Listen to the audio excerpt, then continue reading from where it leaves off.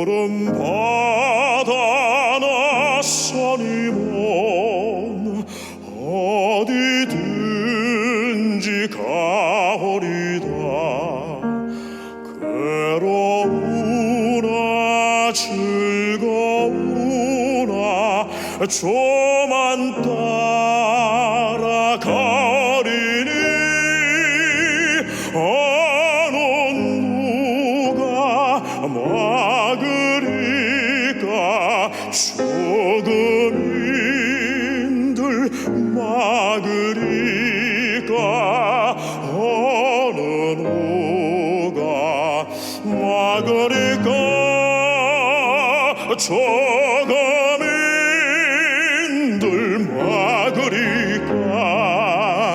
하골골 잡힌들에도 복음 들고 가오리다. 소돔 같은 거리에도 사랑 안고 찾아가서 종의 몸에 지닌 것도 아낌없이 드리리다. 종의 몸에 지닌 것도 아낌없이 드리리다.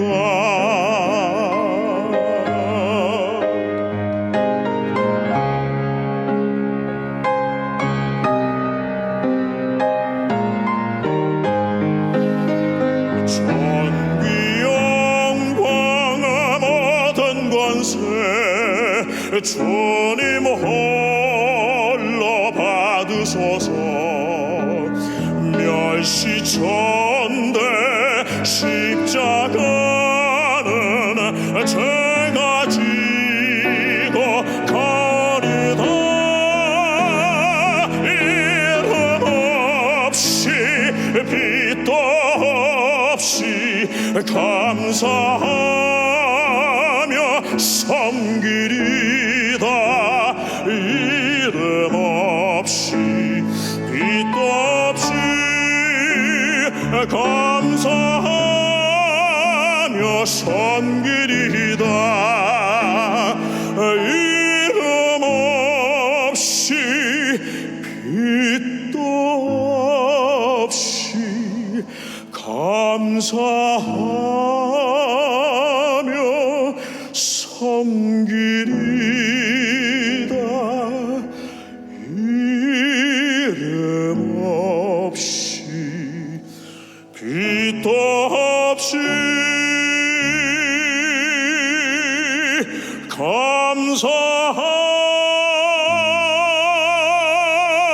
감사하며 섬기리다.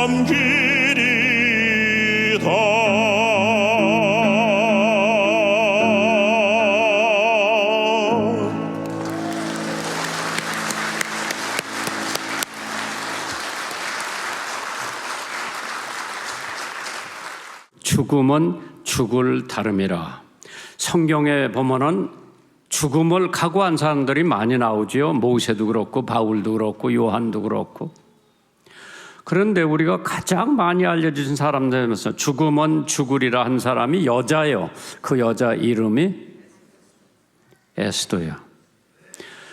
그 에스더가 임금님 앞에 나올 때 임금님이 호를 내놓지 않으면 죽어요. 그런데 에스더가 나타났을 때 임금님이 호를 이렇게 내놨어. 자기 백성을 살려준 에스더예요. 죽으면 죽으리라 일사각오를 하고 나갔는데 오늘 여기 나오는 사람은 네 사람의 문둥이에요. 한생병원자 네 사람이 성 안에 들어가도 죽을 거고 거기 먹을 것이 없어서 바깥에 있어도 죽을 거고 그럴 바에야 아람 군대에 가서 항복하고 살려주면은 살고 죽여주면은 죽을 거다. 그것이 오늘 본문 4절에 나옵니다. 열왕기하 7장 4절에 우리가 성에 들어가고자 할지라도 성중은 줄이니 먹을 것이 없으니 우리가 거기서 죽을 것이요 여기 앉아 있어도 죽을지니라. 그런즉 우리가 가서 아람 군대에게 항복을 하자. 저 해가 우리를 살려두면 살려니와 우리를 죽이면 죽을 다름이라. 일사각오를 한 네 사람의 한센병자, 문둥병자지요. 그 사람들을 통해서 하나님께서 굶어 죽어가는 이스라엘 백성들을 먹여 살릴 수 있는 역사가 오늘 설교의 제목입니다.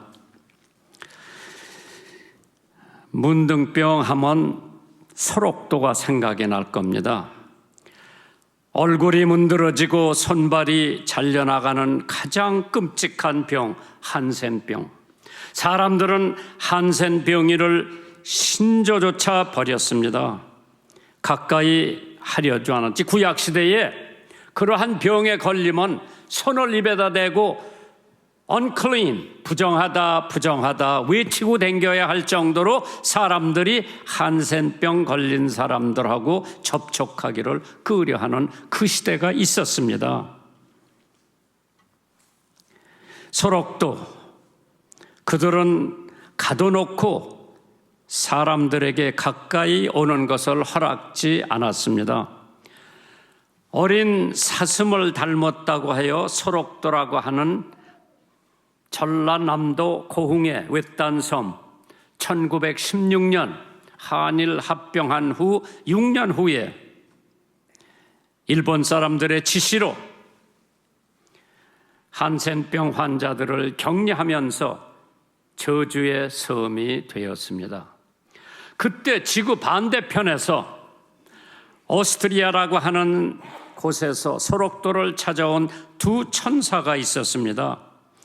마리안느 스테커, 마가렛 피사렉, 이 두 사람 수녀가 오스트리아에서 거기에 인스부르크 국립간호학교를 졸업하고 두 수녀는 기숙사 룸메였다고 합니다. 1959년 마리안나는 수녀가 소록도에 첫 발을 디딘 3년 후에 1962년 마그렛 수녀도 소록도를 찾았습니다. 그리고 많은 사람들이 꺼려이더 하던 한센 병인들을 고국 오스트리아의 구호단체의 의약품을 지원 요청을 하며 마음의 상처까지 치료를 해주는 천사들이었습니다. 환자들이 말리는데도 불구하고 약품을 꼼꼼히 챙겨서 발라주고 장갑도 끼지 않고 상처를 만져줬습니다. 오후에는 손수 죽을 쓰고 과자를 만들어 구워서 바구니에다 담아 들고 마을을 돌아다니면서 환자들에게 나누어 줬습니다.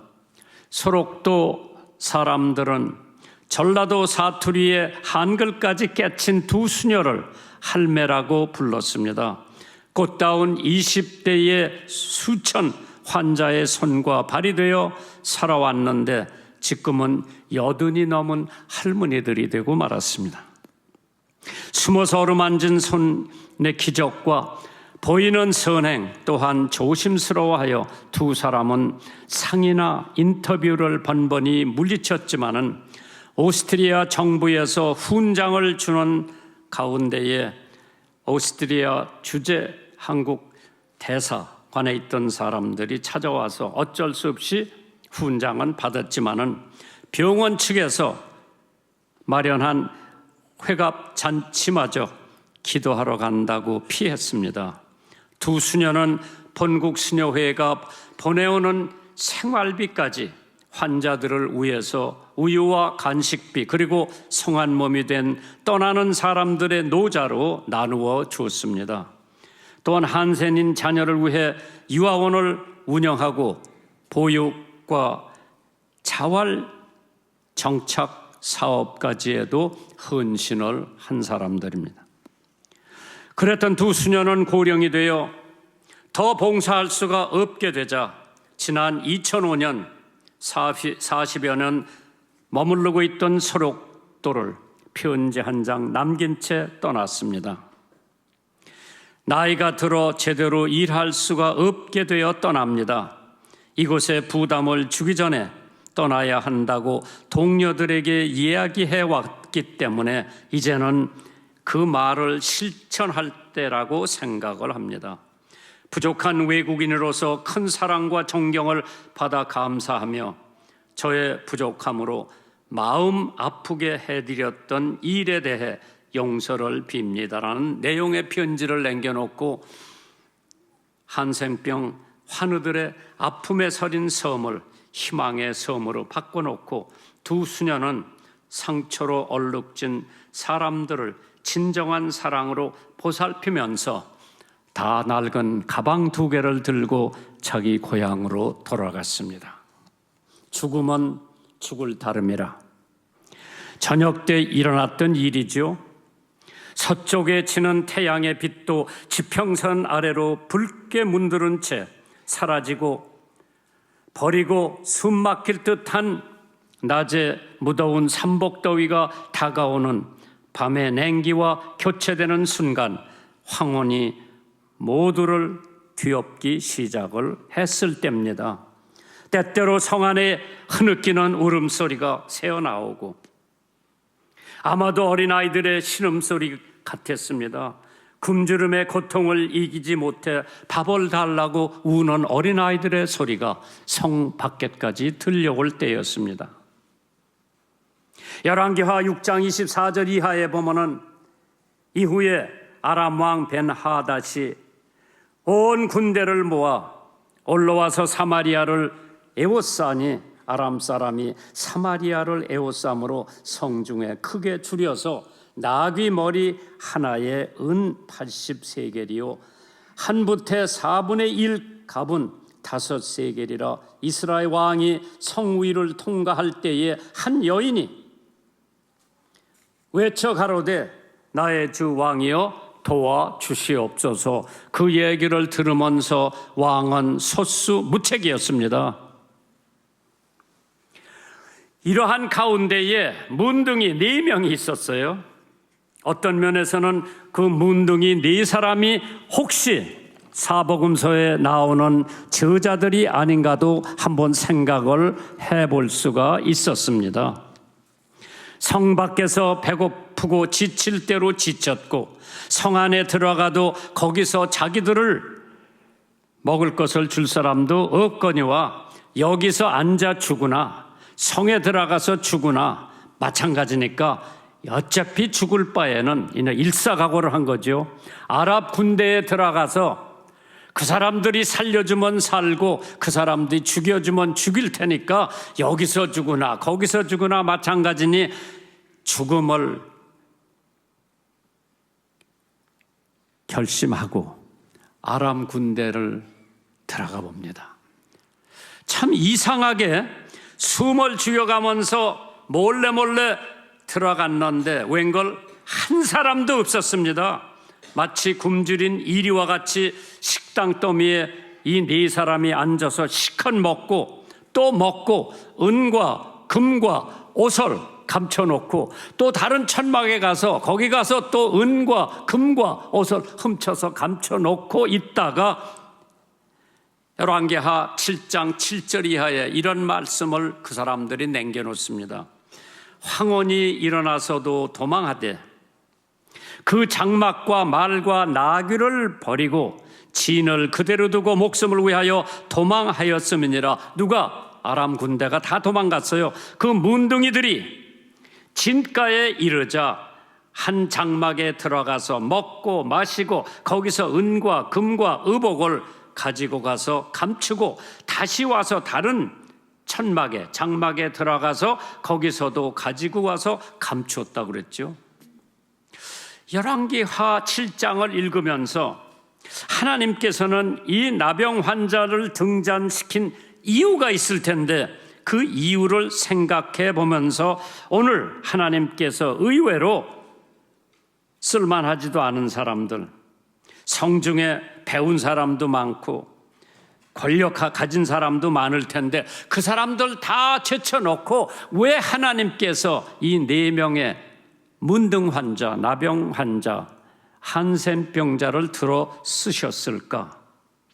고린도전서 1장 28절에 하나님께서 세상에 천한 것들과 멸시받는 것들과 아무 힘이 없는 것들을 택하사 있는 것들을 패하게 하려 하셨느니라. 영향력을 따지면은 그 성 안에 있는 사람들이 얼마나 영향력이 많았겠나. 저는 열왕기 하 5장에 한번 가봤어요. 거기 나만이라고 하는 장군이 등장을 합니다. 나만 장군은 역시 한센병자예요. 문둥병자예요. 그 집이 유대 이스라엘 나라에서 데려온 소녀 하나가 있어요. 그러니까 식모지, 집에서 도와주는 소녀 하나를 데리고 왔어요. 그 소녀가 자기 주인 아주머니에게 우리나라 선지자께 나만 장군이 가시면은 저 병을 고쳐주실 수가 있는데 늘 그런 얘기를 하니까 그게 맥혀 들어가는 거예요. 그래가지고 임금만을 찾아가서 나만 장군이 소개장 하나 써달라 그랬어. 이스라엘 왕에게 소대장 하나 쓰는데 내용이 뭐냐? 내가 우리 장군을 보낼 테니까 그 사람의 병을 당신이 고쳐달라고 하는 소개장 하나 받아가지고 이스라엘 왕을 찾아갑니다. 이스라엘 왕이 그 편지를 보더니 옷을 찢었다고 그랬어. 내가 어떻게 한센병을 고치느냐? 옷을 찢었다고 하는 소식을 엘리사 선지자가 듣고 임금님한테 전가를 보냅니다. 임금님, 그건 내가 고쳐줄 테니까 나만 장군을 나한테 보내라. 나만 장군을 거기 보냈어요. 이스라엘 선지자가 문전에서 들어오지 못하겠어요. 어디 한센병 환자가 우리 안에 들어오느냐? 바깥에 있어. 그러면서 게하시라고 하는 종을 통해서 당신 요단강에 가서 7번만 들어갔다 나오면 당신 나병이 고쳐진다. 나병 고치기 위해서 거기까지 임금님의 소개장을 가지고 왔는데 나와서 고쳐주는 것이 아니라 흙탕물 요단강에 가서 7번 들어갔다 나오라고 그러니까 화가 난 거예요. 왜? 자기 나라의 강은 요단강보다 훨씬 막습니다. 내가 강에 들어가려면 우리나라 강에 들어가지 왜 이스라엘 나라 강에 들어가냐? 가는 거예요. 그 사람은 훌륭한 전속부관들을 뒀어. 애걸복걸합니다. 여기까지 왔으니 속론심 잡고 한번 들어갔다 나오십시오. 끈질긴 간곡한 부탁에 나만 장군이 요단강을 갑니다. 물속에 한번 들어갔다 나옵니다. 2번, 3번, 5번, 6번 들어갔다 나와도 고쳐지지가 않는데 7번 들어갔다 나오는데 그 살결이 어린아이 살결같이 모든 게 다 난 거예요. 저는 그걸 보면서 그 집으로 잡혀왔던 이스라엘 소녀가 얼마나 신뢰를 받았으면은 자기 주인이 자기 말을 들을 수가 있었겠나. 정말 관계가 좋았던 것 같아요. 거기서 말도 잘 듣고 일도 잘했던 것 같아요. 그러니까 나만 장군이 그 어린 소녀의 얘기를 듣고 결국에는 자기 문둥병을 고칠 수 있었던 것도 신뢰와 관계 속에서 이루어졌다고 생각을 하는데, 오늘 본문의 첫 번째 대지가 무엇을 우리가 깨달을 수 있는 진리가 무엇인가? 그때 보니까 나병 환자들, 즉 문둥병을 가지고 있던 이 환자들은 양심이 살아있다고 하는 것을 우리는 여기서 깨달을 수가 있는 줄 압니다. 열왕기하 7장 9절입니다. 문둥이가 서로 말하되 우리의 소위가 선치 못하도다. 오늘날은 아름다운 소식이 있는 날이오늘 우리가 잠잠하고 있도다. 만일 밝은 아침까지 기다리면 벌이 우리에게 미칠지니 이제 떠나 왕궁에 가서 고하자. 우리들이 기쁜 소식을 가지고 있습니다. 복음을 가지고 있습니다. 이걸 전해야 되는데 전하지 않고 나만 잘 먹고 나만 은과 금을 취하고 나만 옷 취해서 감춰놓고 있으면은 우리에게 화가 온다고 하는 양심이 살아있는 네 사람의 한센병자들을 생각해 보면서 오늘 나는 하나님이 주시는 그 복음을 가지고 있고 나는 그 복음 때문에 예수를 믿고 구원을 받았는데 내가 이것을 나 혼자만 간직하고 다른 사람들한테 전하지 않으면 나에게 화가 미친다고 하는 양심이 그들에는 살아 있습니다. 오늘 여러분과 내가 과연 그러한 양심이 살아있는지, 나 하나만 구원받고 우리 가정만 구원받고 우리 교회만 구원받으면 됐지 다른 사람이야 내가 알 바 아니라고 생각하는 사람이 더러 있다면은 그 사람의 양심은 죽은 양심이요 화인받은 양심입니다. 양심은 사람의 거울이라고 했습니다. 디모데전서 1장 19절에 믿음과 착한 양심을 가지라. 어떤 이들은 이 양심을 버렸고 그 믿음에 관하여 파선하였느니라. 바른 양심. 베드로전서 3장 16절에 선한 양심을 가지라. 바른 양심을 가져라. 이는 그리스도 안에 있는 너의 선행을 욕하는 자들로 그 비방하는 일에 부끄러움을 당하게 하려 함이니라. 우리 정치 사회를 들여다봤을 때에 그 사람들에게 좀 양심이 있었으면 얼마나 좋을까. 오늘 윤재혁 의원님한테 하는 얘기가 아니에요. 양반은 양심이 있어. 근데 지금 양심이 없는 정치인들이 막 얼마나 많은지 몰라요. 그 사람들에게 하나님께서 정말 바른 양심, 산 양심을 줄 수 있도록 우리가 기도해야 되지 않나 생각을 해봅니다. 소크라테스가 이런 얘기를 했죠. 내 양심은 내 몸보다 소중하다고 그랬어요. 이태리의 프란시스코라고 하는 사람이 제왕을 위하여 가장 확실한 호의는, 경호는 군대도 아니고 경찰도 아니고 돈도 아니고 양심이라고 그랬어요. 스탈린이 제일 가까운 사람한테 죽었어요. 박정희 대통령이 제일 가까운 동창한테 총 맞아 죽었어요. 왜? 양심이 화인 맞고 양심이 죽은 사람들이 호의를 하면은 그 사람한테 맞기가 죽기가 일쑤죠. 미국의 일반 도서관에서 한 해에 도둑질 당하는 책이 200권에서 500권이라고 그러죠. 국가적인 통계로 본다면 연간 2,500만 불이나 된다고 했죠. 인간의 양심이 화인 맞은 결과입니다. 그렇게 정직하게 사는 사람들, 미국 사람들이 일반 도서관에서 해마다 훔쳐가는 책이 500권이 넘는다고 그러죠. 신명기 5장 19절에 도둑질하지 말지니라 그랬어요. 하나님의 시간을 도둑질하지 않았나? 우리 한번 생각해 보면서 주일은 하나님의 날이고 하나님의 시간입니다. 그렇기 때문에 그릇된 양심을 가진 사람들이 디모데전서 4장 2절에 자기 양심이 화인 맞아서 외식함으로 거짓말하는 자라고 그랬어요. 이와 같이 너희가 형제에게 죄를 지어 그 약한 양심을 상하게 하는 것이 곧 그리스도에게 죄를 짓는 것이라고 그랬어요. 그릇된 양심은 죽은 양심이라고 그랬죠. 병든 양심이라고 했습니다. 히브리서 9장 14절에 하물며 영원하신 성령으로 말미암아 흠없는 자기를 하나님께 드린 그것 그리스도의 피가 어찌 너의 양심으로 죽은 행실에서 깨끗하게 하고 살아계신 하나님을 섬기게 못하느냐라. 양심에 꺼리껴 본 적이 있습니까? 나는 여러 번 있었어요. 거짓말 하지 말아야 되는데 거짓말해서 양심에 갇혀요. 남의 거 탐내지 말아야 하는데 탐내고 양심의 가책을 받아본 적이 있죠. 그러면 양심의 건강제는 뭔가?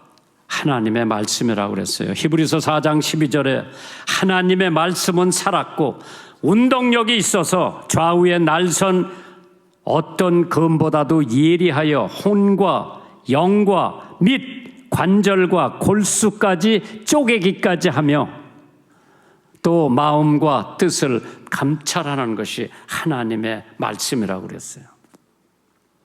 이따가 청장년한테 얘기를 해줄 텐데 일주일에 나흘 성경을 보면은요, 술 안 먹는 게 한 60%가 된다고 그래요. 말씀을 보면은 양심이 살아나지요. 일주일 내내, 한 달 내내 하나님의 말씀을 보지 않는 사람에게는 양심이 점점 죽어가는 거예요. 그래서 마누라한테도 거짓말하고 남편한테도 거짓말하고 부모한테도 거짓말하고 양심이 죽은 사람은 회개를 안 합니다. 그러나 양심이 살아있는 사람은 주님 앞에 회개하고 그 사람들한테 용서를 구합니다. 그래서 성경에 보면은 때가 오래므로 너희가 마땅히 선생이 될 터인데 너희가 다시 하나님의 말씀의 초보가 무엇인지 누구에게 가르침을 받아야 할 것이 젖이나 먹고 단단한 식물을 못 먹는 자가 되었다고 히브리서 5장 12절에 언급을 하고 있죠. 야고보서 1장 5절에 너희 중에 누구든지 지혜가 부족하거든 모든 사람에게 후히 주시고 꾸짖지 아니하시는 하나님께 구하라 그리하면 주신다고 그랬어요. 양심 살아 있어야 돼요. 양심이 죽지 말아야 돼요. 상담도 받아야 되고 작은 죄도 용납하지 말아야 합니다. 저들이 어려서 연을 날려봐서 연. 그래서 시합도 하죠. 시합을 어떻게 하느냐 날 해봤어요. 연 날려가지고 실과 실을 저쪽 사람 실하고 내 실하고 맞춰서 끊어지는 연은 날아가고 끊어지지 않은 연은 살아서 이기는 거죠. 마찬가지요. 우리의 양심의 연은 누가 붙들고 있느냐? 하나님이 붙들고 계세요. 하나님이 이걸 놓는 날 우리는 땅에 떨어질 수밖에 없죠. 하나님이 잡고 계신 동안은 내 양심은 살아있는 거예요. 그래서 그 양심을 살리는 것은 하나님의 말씀밖에 없어요. 이와 같이 하나님은 우리의 인간에게 양심이라는 연을 띄우시고 조종을 해 주십니다. 줄을 붙들기도 하고 놓기도 하고 하나님께서 조종의 줄을 놓으신다면 인간의 양심의 연은 땅에 떨어지고 말기 때문에 우리는 하나의 포도나무에 줄기가 매달려 있는 것처럼 매달려 있어야 열매를 맺을 수 있는 것처럼 우리의 양심은 하나님 줄에 매달려 있어야 그 양심이 살아서 하나님의 뜻을 이 땅에서 이루어 드릴 수 있는 줄 믿으시기 바랍니다. 두 번째로 양심은 사람의 등불이라고 그랬습니다. 사도행전 24장 16절에 이것을 인하여 나도 하나님과 사람을 대하여 항상 양심의 꺼리낌이 없기를 힘쓰노라. 워싱턴 대통령이 당신 가슴 속에 성화의 조그마한 성광, 즉 당신의 양심의 불꽃이 항상 꺼지지 않도록 노력하라고 했습니다. 로버트 번스는 그대의 양심 소리를 두려워하며 그것을 따르라고 했습니다. 에어버트 아인슈타인, 또 에어버트 슈바이처, 참 다 훌륭한 사람들이죠. 에어버트 슈바이처 박사는 일생 동안 양심의 세미한 소리에 고요한 귀를 기울인 사람이라고 합니다. 그리고 그 소리를 따르기 위해 어떤 괴로움이 찾아와도 마다하지 않고 받아들였다고 그랬죠. 슈바이처 박사가 어렸을 때에 싸움이 붙었어. 동네 친구하고.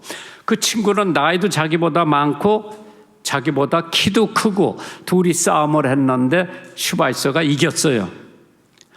슈바이처한테 진 친구가 뭐라 그러는 거니? 나도 너처럼 일주일에 고깃국을 2번씩 먹으면 너 같은 거 문제없이 이길 거라고. 이 말을 듣는 순간 에어버트 슈와이스는 힘내기에 이겼다는 기쁨은 사라졌고 오히려 미안한 마음이 들었다고 합니다. 그 후 에어버트 슈와이스는 고깃국만 보면은 입맛을 잃고 항상 자기 친구의 음성을 생각했다는 기록이 남아 있습니다. 이 세상의 고통과 고난 속에 허덕이는 이들이 많은데 이들을 외면하고 난 자신의 행복과 건강만을 당연한 것으로 받아들이는 것이 옳은 일인가 생각을 하면서 그것은 이미 음악의 대가였고 신학 박사였고 철학 박사 학위를 받은 30세 청춘 에어버트 슈와이스 박사의 갈등이었습니다. 그는 결국 양심에 못 이겨 그 모든 부귀와 영예를 다 포기하고 검은 대륙 아프리카에 가서 평생 바칠 것을 결심하고 7년 후에 의학 박사 학위를 받은 뒤에 1913년 3월 26일 저녁 불란서 보르도에서 아프리카로 가는 기선에 오르게 됩니다. 이것이 장차 자신과 인류 역사에 어떠한 의미를 주는지 전혀 모르는 채 오직 양심의 배를 탔을 뿐이었습니다. 그가 세상을 떠나고 난 다음에는 세계의 위대한 인물로 등장을 합니다. 에어버트 슈와이스. 양심은 성서에서만 참된 길잡이가 되는 것입니다. 그래서 하나님께서 종일 양심에 가책될 일을 하지 않는 자는 발 뻗고 편안히 잘 수가 있지만은 그렇지 못하면 밤에 문 두드리는 소리만 나도 놀란다고 합니다.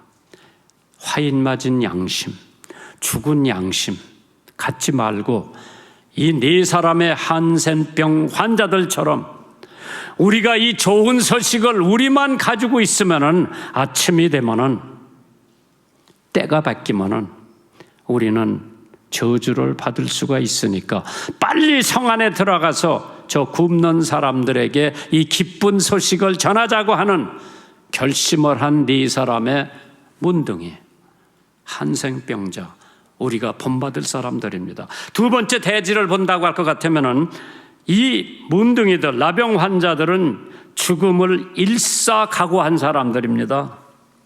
열왕기하 4장 7장 4절입니다.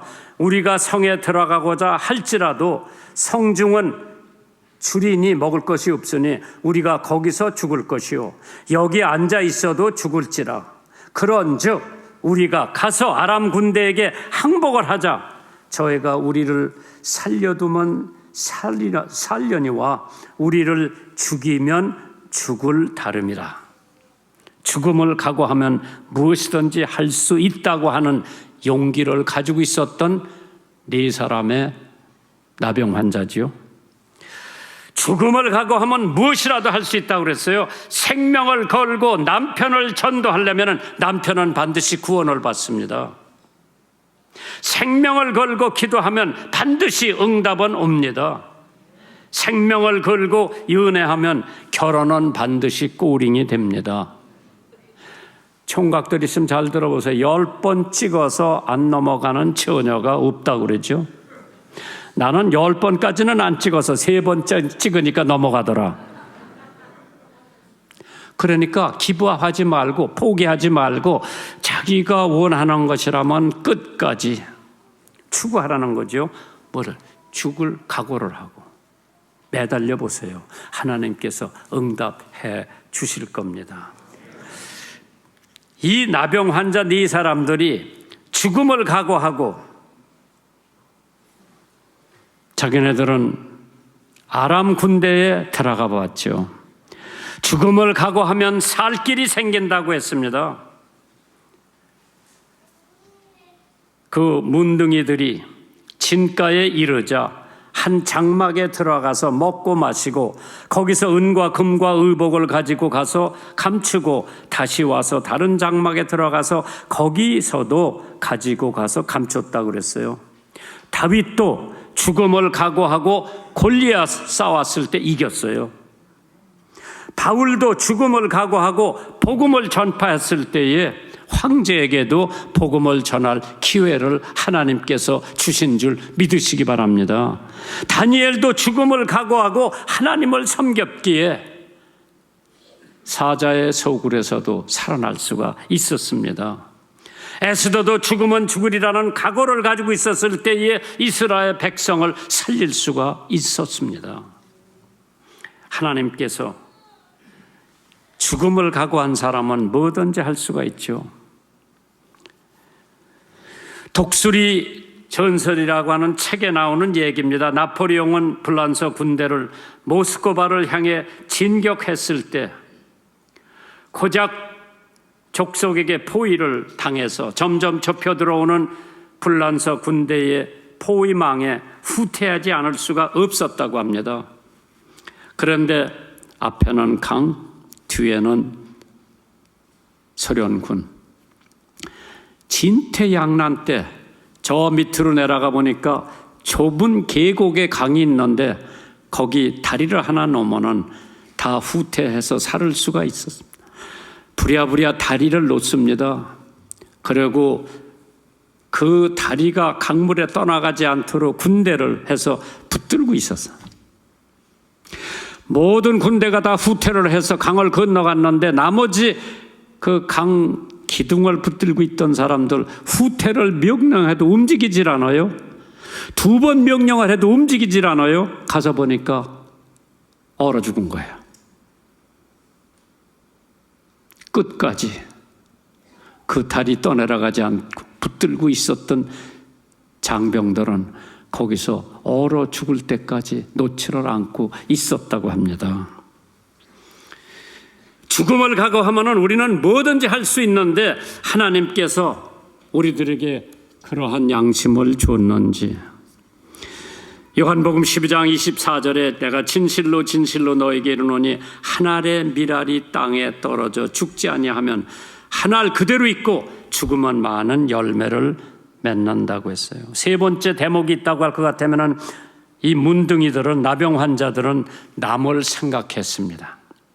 자기만 먹고 자기만 은과 금을 의복을 훔쳐서 감추는 것이 아니라 성 안에서 굶는 사람들, 성 안에서 물을 못 마시고 있던 사람들, 성 안에서 고통을 당하고 있는 사람들을 생각을 했습니다. 아름다운 소식이 있는데 가서 전해야 할 이유가, 아름다운 소식이 없다면 전할 이유도 없습니다. 오늘 성경 말씀을 보시면은 누구든지 주의 이름을 부르는 자는 구원을 얻으리라. 그런즉 저희가 믿지 아니하는 일을 어찌 부르리요? 듣지 못한 일을 어찌 믿으리요? 전파하는 자가 어찌 없으면 어찌 들으리요? 보내심을 받지 아니하였지만 어찌 전파하리요? 기록된 바 아름답도다 좋은 소식을 전하는 자들의 발이여 함과 같으니라. 로마서 10장 13절 이하에 있는 말씀이죠.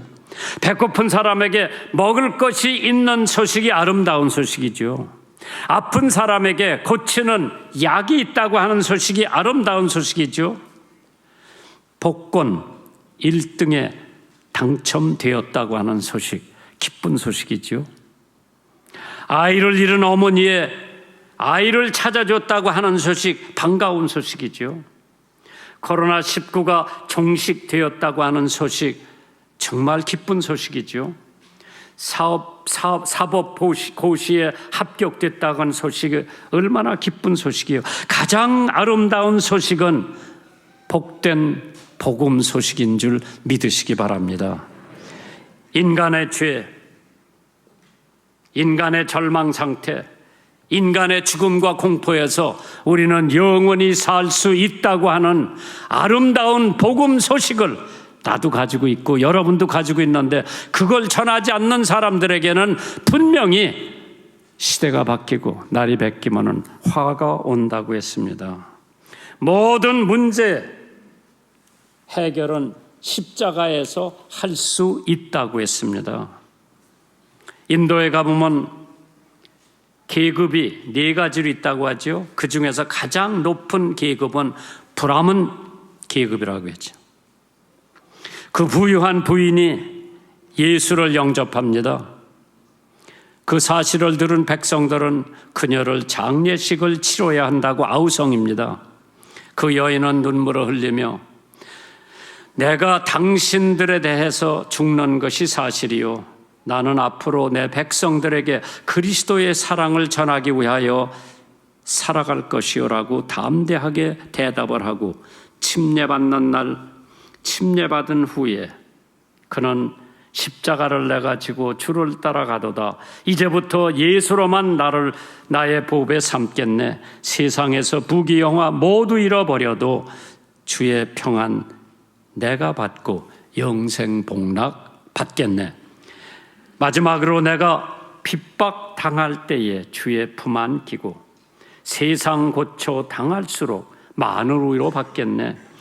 주가 주신 기쁨 외에 기뻐할 것 무엇이나 주가 나를 사랑하니 기뻐할 것뿐일세. 그 찬송을 부르면서 그 남편이 역시 그를 죽입니다. 그를 관에다 놓고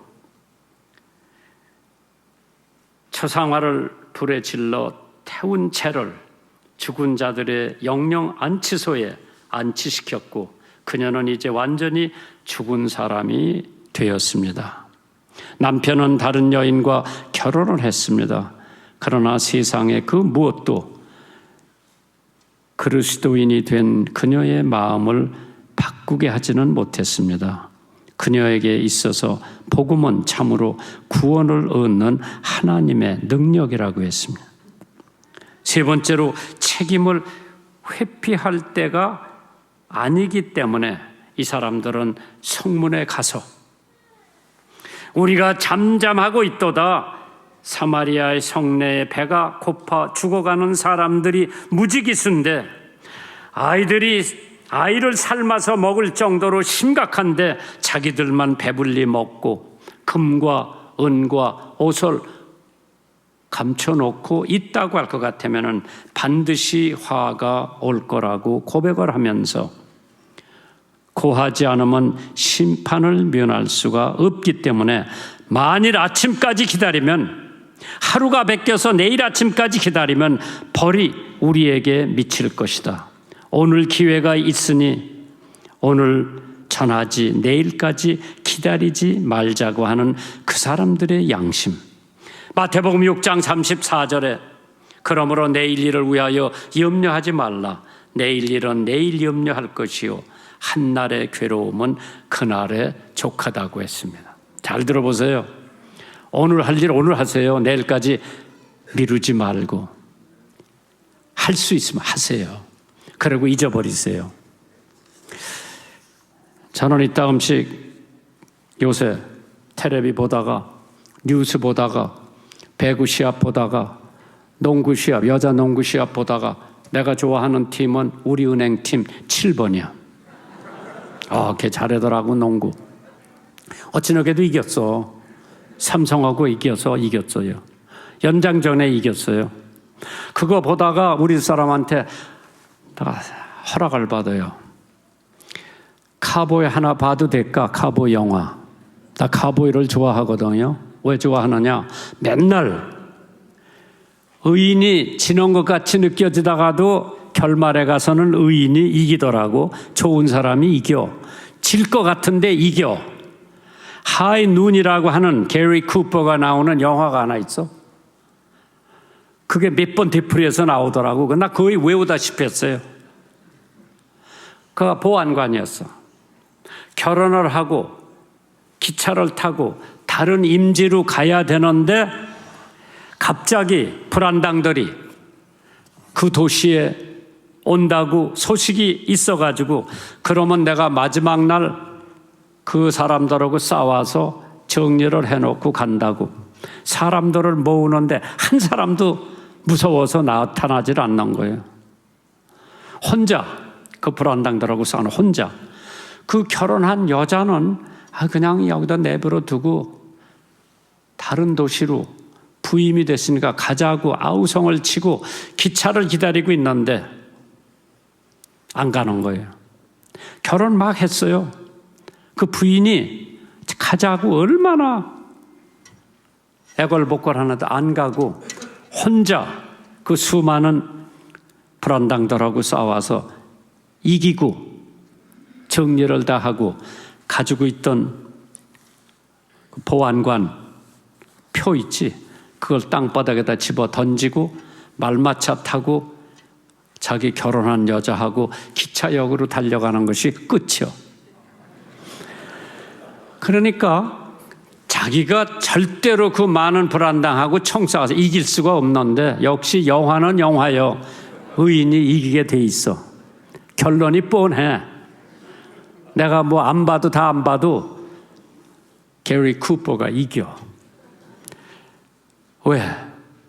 하나님은 항상 의로운 사람 곁에 있기 때문에 하나님과 그 사람이 합하면은 다수를 이룰 수가 있어요. 어떠한 역경과 시련이 온다 하더라도 오늘 여러분과 저는 이 네 사람의 문둥이, 네 사람의 나병 환자, 네 사람의 한센병 환자들이 그 좋은 소식을 자기들만 가지고 있는 것이 아니라 성 안에서 굶어 죽어가는 사람들 위해서 전달했다고 하는 사실 꼭 기억하고, 금년 한 해에 한 사람이라도 여러분이 전도해서 성도가 될 수 있게 도와주시고 축복해 주시기를 주님의 이름으로 축원합니다. 여러분들이 준비하신 헌금 하나님 앞에 봉헌하시겠습니다.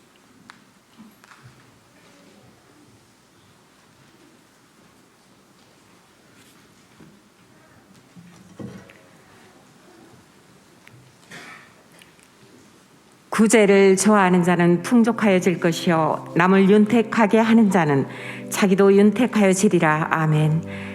참 좋으신 하나님 아버지, 감사로 시작한 새해 셋째 주일 봉헌의 시간입니다. 부족한 저희들을 한없는 긍휼로 먹이시고 입히시는 주님, 물질로 건강으로 사업터와 직장, 가정과 자녀에게 셀 수 없이 복을 주신 전능하신 하나님께 이 시간 정성껏 준비한 향기로운 예물을 드리오니 주여 기뻐 받아주시옵소서. 그러나 물질과 육신의 건강으로 어려움이 있어 준비하지 못한 손길도 있사오니 주님 능력의 손으로 은총을 내려주시옵소서. 이 시간 하나님의 말씀을 풍성하게 공급하신 김장환 목사님께는 지구촌 만군을 이끄시는 데 부족함이 없는 강령함을 더해 주시옵소서. 이 귀한 예물이 드려져 쓰이는 곳에는 오직 한 분 하나님의 큰 영광만 나타나게 하옵소서. 거룩하신 예수님 이름으로 기도드립니다. 아멘.